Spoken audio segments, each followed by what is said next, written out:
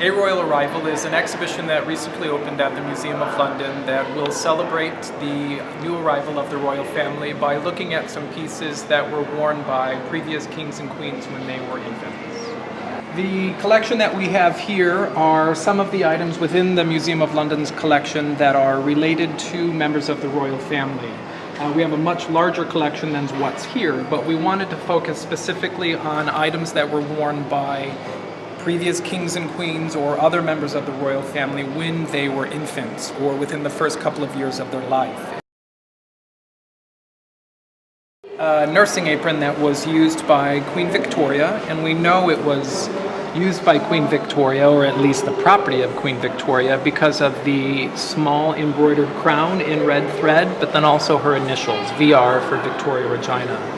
It's a nursing apron that was quite exciting for me because I'd never seen one of this age.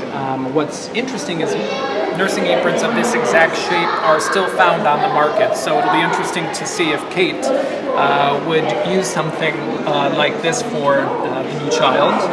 It's a nursing apron in the sense that you would have dropped the baby here into, or placed the baby into the envelope, and then for vanity, you would have had the top part allowing you to breastfeed. The ties at the top would have been worn around the neck or the shoulders of the wearer.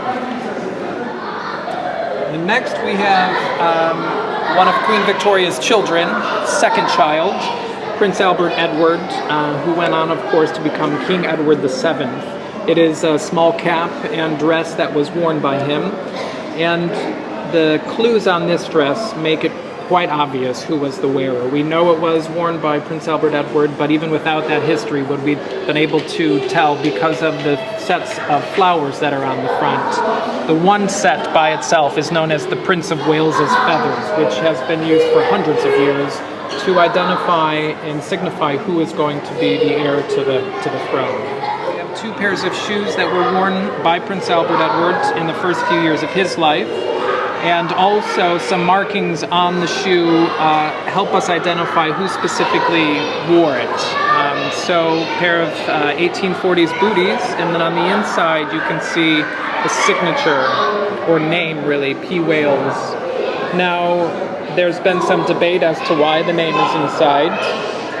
Perhaps one theory is that with Victoria having many children, all of them similar in age, there would have been a bunch of shoes about, and so maybe a way to identify who was the wearer.